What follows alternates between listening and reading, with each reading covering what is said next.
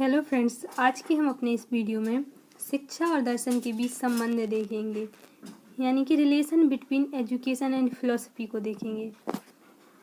तो शिक्षा और दर्शन में अटूट संबंध है तथा ये दोनों एक दूसरे पर आश्रित होते हैं। दोनों एक ही सिक्के के पहलू कहे जा सकते हैं। जहाँ शिक्षा दर्शन का आधार है, वहीं दर्शन शिक्षा का आदर्श माना जाता है। शिक्षा वास्तव में दर्शन का गतिशील व व्यवहारिक पक्ष माना जाता है। शिक्षा वही उपयोगी व सार्थक होती है जो किसी दर्शन से प्रभावित होकर दी जाती है। एक दार्शनिक शिक्षा द्वारा ही दर्शन संबंधी ज्ञान को प्राप्त कर सकता है। दर्शन जीवन के उस वास्तविक लक्ष्य को निर्धारित करता है जिसे शिक्षा को प्राप्त करना है। दर्शन शिक्षा के स्वरूप की व्याख्या करता है और इस व्याख्या से हमें शिक्षा के सही संप्रत्यय का ज्ञान कराता है। शिक्षा के उद्देश्य दर्शन से प्रभावित होते हैं। जैसे आदर्शवादी दर्शन के जो दार्शनिक होते हैं वो मनुष्य को आत्माधारी मानते हैं, जबकि जो प्रकृतिवादी दर्शन के दार्शनिक होते हैं वो मनुष्य को मनोशारीरिक प्राणी मानते हैं। शिक्षा के उद्देश्य की भांति इसकी पाठचर्या भी दर्शन से प्रभावित होती है। जैसे कि अगर किसी समाज में आदर्शवादी विचारधारा के लोग रहते हैं तो उस समाज की शिक्षा की पाठचर्या में मुख्य रूप से धर्म, नैतिक, दर्शन और साहित्य का प्रमुख स्थान होगा। और अगर किसी और विचारधारा के दार्शनिक हैं तो उस हिसाब से उस समाज का पाठ्यक्रम निर्धारित किया जाएगा। इस प्रकार शिक्षा और दर्शन में गहन संबंध होता है और एक के अभाव में दूसरे का अस्तित्व संभव नहीं है। अब हम शिक्षा और दर्शन के मध्य संबंध कुछ महत्वपूर्ण बिंदुओं के द्वारा समझते हैं। जैसे कि पहला है, दर्शन और शिक्षा एक ही सिक्के के दो पहलू हैं। J.S. रॉस के अनुसार शिक्षा और दर्शन एक ही सिक्के के दो पहलुओं के समान एक वस्तु के विभिन्न दो पक्षों का बोध कराते हैं। जिस प्रकार कोई सिक्का तब ही मूल्यवान समझा जाता है जब उसके एक ओर कोई राष्ट्रीय आकृति हो तथा दूसरी ओर उसका मूल अंकित हो। अगर ऐसा नहीं है तो वो सिक्का किसी काम का नहीं होता है। उसी प्रकार शिक्षा व्यवस्था उस सिक्के पर बनी आकृति मानी गई है और जो दर्शन है उस सिक्के पर अंकित मूल्य माना गया है।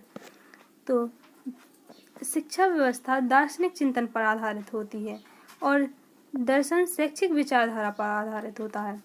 अगर शिक्षा व्यवस्था का अपना कोई दर्शन नहीं है और दर्शन का अपना कोई शैक्षिक महत्व नहीं होता तो दोनों ही खोटे सिक्के के समान समझे जाते हैं। शिक्षा के द्वारा ही दार्शनिक विचारधारा का जन्म व विकास हुआ है और दार्शनिक विचारधाराओं के द्वारा ही शिक्षा का अर्थ व उसके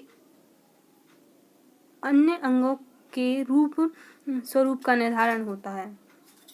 दर्शन की विचारधारा शिक्षा के माध्यम से ही प्रचारित और प्रसारित होती है और हर शिक्षा का अपना एक दार्शनिक सिद्धांत भी होता है। दर्शन शिक्षा का सैद्धांतिक पक्ष माना जाता है और शिक्षा दर्शन का व्यवहारिक पक्ष माना जाता है। इस प्रकार दर्शन और शिक्षा में अटूट संबंध है और ये दोनों एक दूसरे पर आश्रित भी हैं। हम दूसरा महत्वपूर्ण पॉइंट देखते हैं जिससे ये पता चलता है कि दर्शन और शिक्षा में किस प्रकार का संबंध है। तो दर्शन और शिक्षा एक दूसरे पर निर्भर हैं। दर्शन और शिक्षा एक दूसरे पर पूर्णतः निर्भर हैं। बिना दर्शन के शिक्षा के उद्देश्य व उसके अन्य अंगों का निर्धारण नहीं हो सकता और बिना शिक्षा के दार्शनिक विचारधाराओं को भी नहीं समझा जा सकता है। जहाँ दर्शन शिक्षा को एक उद्देश्यपूर्ण आकार देता है, वहीं शिक्षा दर्शन के विकास की आधारशिला मानी जाती है। एक के बिना दूसरे का अस्तित्व संभव नहीं है। G.E. पोर्टरिज एक विद्वान थे। उनके शब्दों में अगर देखा जाए तो जिस प्रकार शिक्षा दर्शन पर आधारित है उसी प्रकार दर्शन शिक्षा पर आधारित है। इस प्रकार दोनों ही एक दूसरे के पूरक हैं और दोनों एक ही प्रक्रिया के पहलू हैं। तीसरा पॉइंट है, शिक्षा दर्शन के प्रसार का साधन है।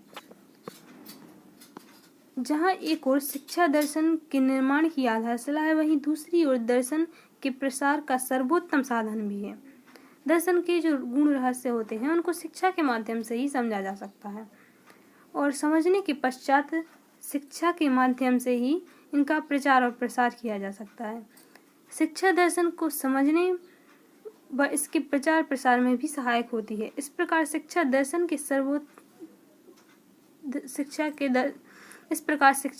के प्रसार का सर्वोत्तम साधन मानी जाती है।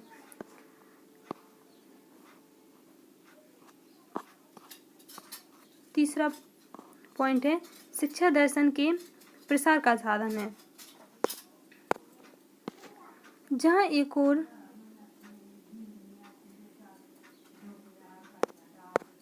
तीसरा पॉइंट है सभी दार्शनिक शिक्षक भी होते हैं।